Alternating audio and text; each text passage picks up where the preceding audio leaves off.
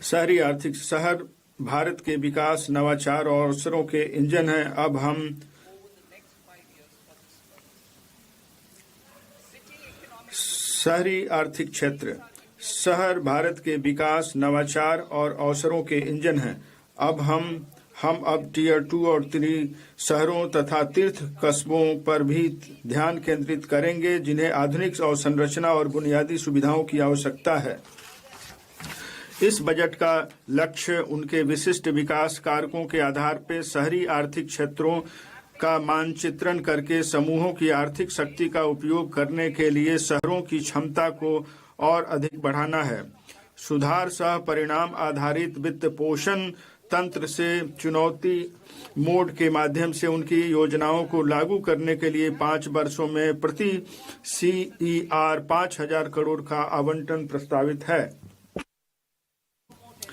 पर्यावरण से सतत यात्री प्रणालियों को बढ़ावा देने के लिए हम शहरों के बीच विकास संयोजक के रूप में 7 उच्च गति रेल कॉरिडोर अर्थात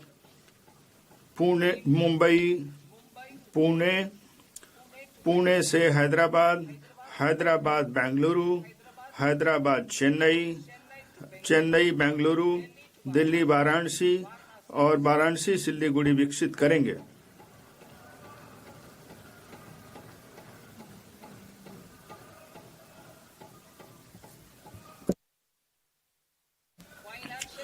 वित्तीय क्षेत्र।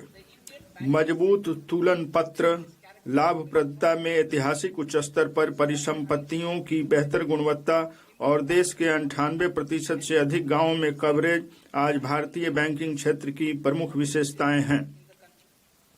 इस समय हम इस क्षेत्र के सुधार प्रेरित विकास पथ को जारी रखने के लिए जरूरी उपायों के भविष्यवादी रूप से मूल्यांकन करने के लिए बेहतर स्थिति में हैं।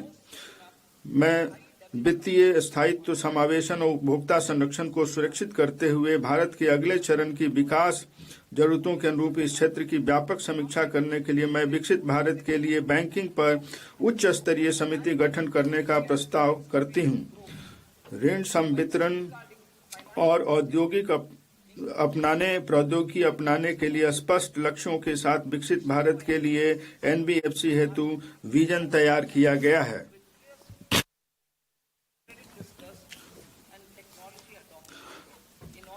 सार्वजनिक क्षेत्र के NBFC में उच्च स्तर प्राप्त करने और दक्षता में सुधार के उद्देश्य से प्रथम कदम के रूप में विद्युत वित्त निगम और ग्रामीण विद्युतीकरण निगम के पुनर्गठन का प्रस्ताव किया जाता है। मैं भारत की विकासोन्मुखी आर्थिक प्राथमिकताओं के अनुरूप विदेशी निवेश के लिए अधिक समकालीन उपयोगकर्ता अनुकूल ढांचा तैयार करने के लिए विदेशी मुद्रा प्रबंधन गृह ऋण लिखित नियमावली की व्यापक समीक्षा का प्रस्ताव करती हूं। कॉर्पोरेट बॉन्ड बाजार।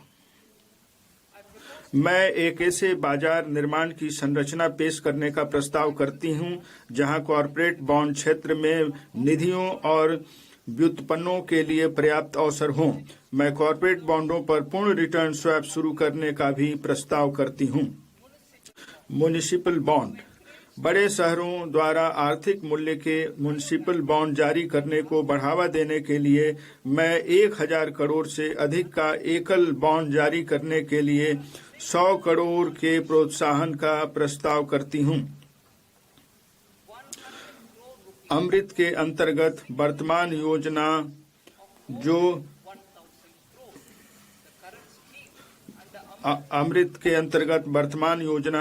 200 करोड़ अमृत के अंतर्गत वर्तमान योजना जो 200 करोड़ तक के बॉन्ड जारी करने पर प्रोत्साहन प्रदान करती है। यह भी छोटे और मध्यम कस्बों को सहायता प्रदान करने के लिए जारी रहेगी। व्यापार करने की सुगमता। भारत के बाहर निवासी व्यक्तिगत व्यक्ति PROI को पोर्टफोलियो निवेश योजना के माध्यम से सूचीबद्ध भारतीय कंपनियों की इक्विटी लिखतों में निवेश करने की अनुमति होगी। इस योजना के अंतर्गत सभी व्यक्तिगत PROI के लिए समग्र निवेश को वर्तमान के 10% से 24% करने के साथ किसी व्यक्तिगत PROI के लिए निवेश सीमा को 5% से बढ़ाकर 10% करने का भी प्रस्ताव है। AI सहित उभरती प्रौद्योगिकियां 21वीं सदी प्रौद्योगिकी प्रेरित है। प्रौद्योगिकी का अंगीकरण सभी लोगों के हित के लिए है। खेतों में किसानों, स्टेम में महिलाओं, कौशल वृद्धि के लिए इच्छुक युवाओं और दिव्यांग जनों के लाभ हेतु नए अवसर। सरकार ने AI मिशन, राष्ट्रीय क्वांटम मिशन, अनुसंधान नेशनल रिसर्च फंड और अनुसंधान विकास एवं नवाचार निधि के माध्यम से नई प्रौद्योगिकियों को सहायता प्रदान करने के लिए अनेक कदम उठाए हैं।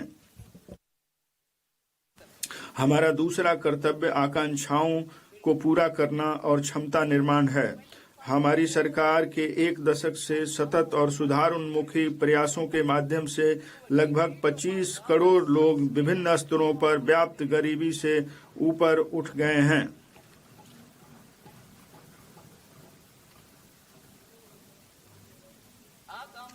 इसलिए हमारी सरकार ने निम्नलिखित उपायों से युवा भारत की आकांक्षाओं को पूरा करने का मार्ग प्रशस्त करने के लिए सेवा क्षेत्र पर फिर से जोर देने का निर्णय लिया है।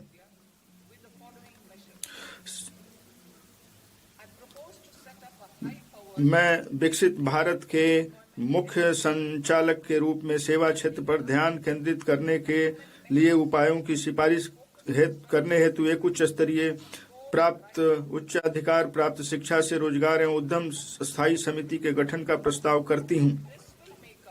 यह हमें वर्ष 2047 तक 10% की वैश्विक हिस्सेदारी के साथ सेवा क्षेत्र में वैश्विक अग्रणी बनाएगा।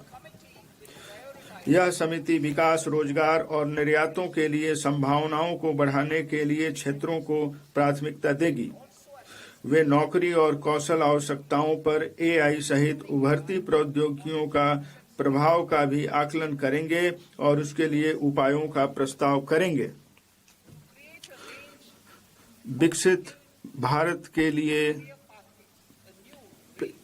पेशेवरों को तैयार करना।